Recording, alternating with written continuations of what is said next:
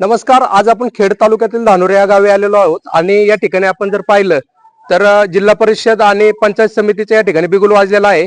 आणि या ठिकाणी आपण अजित पवार गटाचे उमेदवार आहेत शीतलताई येळवंडे आणि निखिलदादा थोरवे, त्यांच्याशी या ठिकाणी आपण बोलण्याचा प्रयत्न करणार आहोत.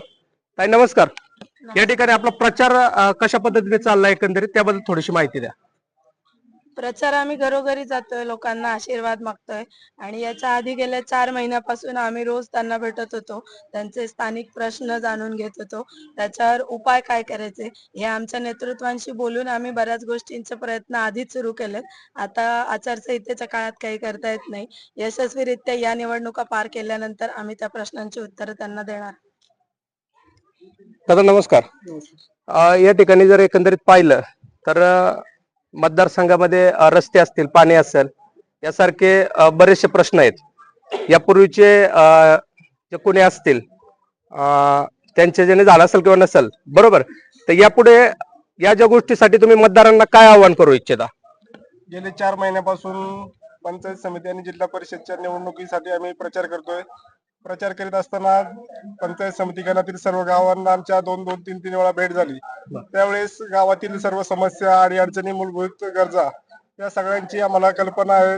येणाऱ्या काळात पंचायत समिती आणि जिल्हा परिषदेच्या माध्यमातून त्या मूलभूत गरजांचा आम्ही नक्की पाठपुरावा करून पूर्ण करू आणि पंचायत समितीच्या विविध योजना प्रत्येक घरापर्यंत पोहोचवण्याचं काम आम्ही त्या पंचायत समिती निवडून गेल्यावर करू, हे आपल्या सगळ्यांना सांगतो. काय आपण काय आव्हान कराल मतदारांना? मतदारांना मी हे आवाहन करीन की मी सर्वसामान्य घरातली लेक आहे आणि पक्षाची पहिल्यापासून असलेली कार्यकर्ती आहे.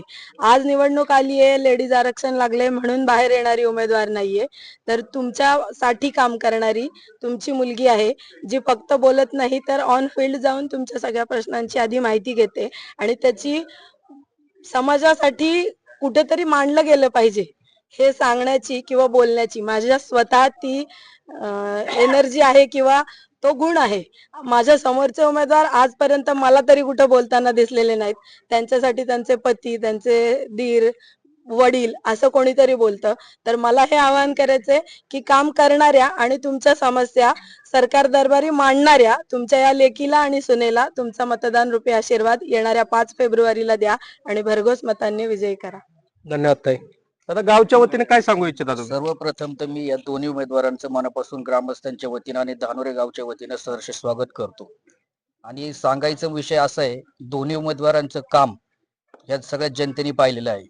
आज निखिल भाऊंच्या मार्फत गणेश फेस्टिवलची यात्रा सतत काही वर्ष बैलगाड्या जे शौकीन आहेत आणि जे गाडीवाले आहेत, हा एकदम त्यांनी आनंदाचा क्षण त्यांना दिलेला आहे.